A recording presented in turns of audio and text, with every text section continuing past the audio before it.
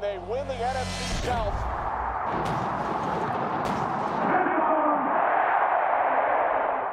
What's good, everybody? Let's talk some Tampa sports. Happy to be back. Bye week is over. Bucs football returns this week, and it is a massive game. Massive game, and we're going to go and dive into that opponent that we will play 1 o'clock at Raymond James Stadium. That is the 7-2 New England Patriots, of course, being led by Coach Vrabel. They wasted that year with Gerard Mayo, and now you get a coach in there, and he is coaching this team to a 7-2 record, which I don't think anyone outside of the New England area probably predicted, but yet here they are. I know a couple people that are Patriots fans. Of course I do. I live in Tampa. I know Eagles fans. I know Giants fans. I know Lions fans. I know Steelers fans. They all get tired of where they're from and they decide to move here. Of course I know a couple of Patriots fans. I was telling them before the season, Coach Vrabel, he has a way about him where his teams find a way to win. He kind of, I don't want to compare him to Mike Tomlin-ish, but you're never going to have a bad season with Mike Vrabel. And if Drake May is who they drafted him to be, which seems like that's coming to fruition, you're going to have yourself a good season. And yeah, that's playing out. I was high on the Patriots in the offseason. I like the moves that they made, starting with bringing Coach Vrabel. I like their draft, bringing in Will Kent. I think they just played that offseason out very well, and now they're getting to see the fruits of that on the field. So what we are doing in this video is, of course, as always on this episode of the Opps, we're diving into their personnel, how they've looked so far this season. Before tomorrow, yes, tomorrow, we will do our preview where we actually talk about the matchups between the Patriots and the Buccaneers. I'm doing it a day early because Thursday I will be at the USF football game. So moving everything up a day this week. Before I dive into this, I do want to call out the Patriots are obviously an AFC team and obviously a team that we do not see too often. The Bucs began in 1976, as we all know, 50th anniversary. These teams have only met 10 times in their history. Of course, their last game was in 2021. Tom Brady's return to New England. Before that, you got to go all the way back to 2017. These teams do not play each other often at all. So, do want to call out, there may be some players I'm not the most familiar with, and that is very possible. I've done the research that I can to start this week, and I'll do some more after this video going into the game plan and preview tomorrow, but just giving that heads up. So Patriots fans that come across this, give me what you think your best strength is. Let's be realistic. Give me what your best strength is, and then on the flip side, if the season does not end up in a Super Bowl, which that's obviously every team's aspiration, what would be the Achilles heel? What would be the biggest reason for your Patriots not reaching what every team's goal and destination is?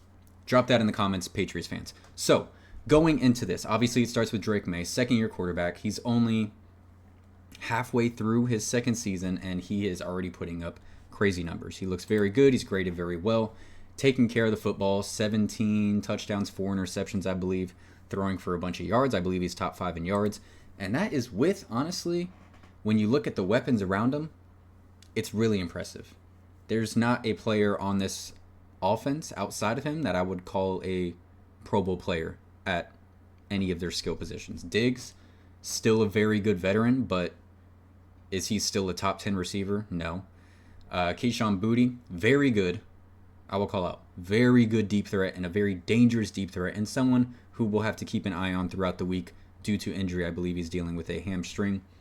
Outside of that, you're looking at Pop Douglas, which is another deep threat. There may be a game where he barely does anything, and there may be a game like last week where he has a 50-yard touchdown. And then Matt Collins is a veteran who's been on a million teams at this point. We know who he is. At running back, Ramondre Stevenson is their starter, but he's dealing with a toe injury, so another player we'll have to monitor.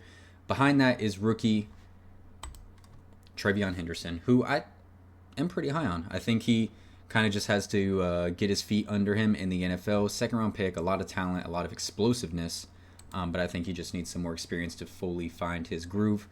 Behind him is Jennings, who is more of the north and south guy that they can pair along with Henderson, with Ramondre Stevenson out currently. Jennings did have a touchdown last week against the Falcons. And before we move on, how about that Falcons collapse? Thank you, New England, for just... On a bye week, all you want to do is see the teams in your division lose. Panthers had themselves a nice game. We got to give the Panthers some credit on that one going to Lambeau. But that Falcons collapse, oh, beautiful. Beautiful. Hunter Henry, very solid tight end. And then along their offensive line, this is where I want to talk a little bit more and have a little bit more conversation. Because Drake May has been sacked the second most amount of times in the NFL. Only behind the Titans quarterback, Cam Ward. So, I'm looking at their offensive line, and I see a bunch of solid guys and a very talented young rookie. So, 2 rookies, actually. Their entire left side of their offensive line is a rookie. Left tackle, left guard. But they've been solid. Yet, Drake May has been on the ground sacked the second most amount of times in the NFL. I don't think it's entirely on the offensive line. I think some of it may have to do with Drake May himself holding onto the ball too much, maybe not IDing the defense well enough on blitzes. It could be a multitude of it could be game planning, coaching. I don't think if you look at that stat and you're a Bucs fan and you see that stat, oh yeah, we're going to take off on this offensive line, I'd be a little bit hesitant. It's an easy number to grab at, but I would be wary a little bit. I don't think their offensive line is that bad. Very young on the left side, like I said. Will Campbell, that's their first round pick, 4th overall, talented, obviously having a pretty good year so far and will continue to get better and better. Wilson is more shaky as the rookie. What round was 3rd round pick? And I believe he played center at Georgia. They move him to left guard, and I think it'll be safe to say he's been getting pushed around a little bit. He's graded 68th out of 78 guards that are eligible to be graded on. As you move along to the rest of the offensive line, Bradbury, solid. Onwenu, I didn't love. I rewatched their last game and paid attention on Sunday because it was the Falcons. I didn't think he was that great in that game. Moses is he's an older guy, drafted in 2014, so he's up there, but he's still doing what he needs to do at right tackle. I will say to the casual fan, I think a lot of people are not giving the New England Patriots credit to their 7-2 record, and it probably has to do with just the lack of star power on their team. Like I said, you look at the skill positions and there's not a ton there. Like, of course, everyone knows who Stephon Diggs is, but outside of that, to your average fan, there's not a ton. I can look at Kayshon Boutte and be like, I know that guy has like 5 touchdowns already on the season and is a very nice deep threat. Average fan, I'm not sure. So I think that's kind of the reasoning behind a lot of people not giving them the credit they probably do deserve up to this point. And you go over to the defense, like sort of the same thing.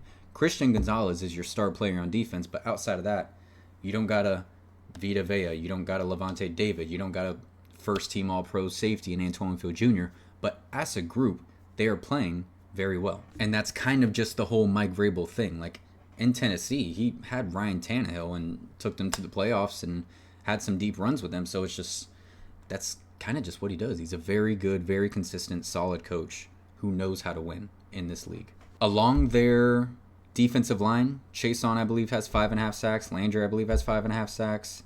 Milton Williams, I believe, has 4 sacks. So those guys are putting up some good numbers. Move to the second level. Spillane is a extremely good run defender. If I click on this, he's probably going to have at least an 85 graded run. I will guarantee that. 90.3 right here. So very good against the run. And I also believe he has 2 interceptions on the year. So doing it in both sides, I haven't seen those interception highlights. I'm not sure if he's actually playing good coverage, if it kind of just falls in his lap sort of thing. Going to the secondary, they do have some talent. Like I said, Christian Gonzalez is one of the best corners in the NFL. On the other side, Super Bowl champion Carlton Davis is a New England Patriot. So he will be seeing the Buccaneers and returning to Raymond James for the first time, I believe. Because he didn't play at Raymond James with the Lions. I don't think. I got to double check this. Yeah, because he was only with the Lions for 1 year. So this will be his return to Raymond James Stadium. So that's a little interesting note there. I'm sure he's going to try to be on his A game going up against Todd Bowles and that defense on the other side. So he did play with Baker Mayfield in that first season as well, so he knows his tendencies in practice, things like that. Obviously, different offensive coordinator from Dave Canales when he was here to then it went to Liam Cohen and now Josh Grizzard. So I'm sure he will want to show out back in front of the team that drafted him and he played all those years for. Marcus Jones, a very good nickel or slot corner. And then on the back end, they do have a rookie playing back there at free safety, 4th round pick Craig Woodson. So I'm counting now 3 rookies that are starters on this team. So that's a pretty impressive draft by them. And then this is the guy where I would like a little bit more clarification from Patriots fans. Not a guy I'm too familiar with, but he's labeled as the 2nd best safety in the entire NFL according to Pro Football Focus. So give me some more context there if you do have some. I have heard this notion that they haven't played anybody, and I feel like that's maybe another reason why people aren't giving them that credit. I will say, they have played every single bad team in the NFL. They have. Except the Jets, who they still have to play twice this year. So they have that going for them. They played the Raiders. They played Miami. They've played Cleveland. They played Tennessee. They played New Orleans. They played every single bad team in the NFL except the Jets.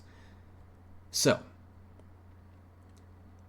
when you look on the other side of that, though, as kind of weird as that schedule has kind of like played out in their favor with all of these bad teams, they still have some good wins. They blew out Carolina, who is now a 5-4 team, and they went into Buffalo and won, which is something we're going to hope that we can do next weekend.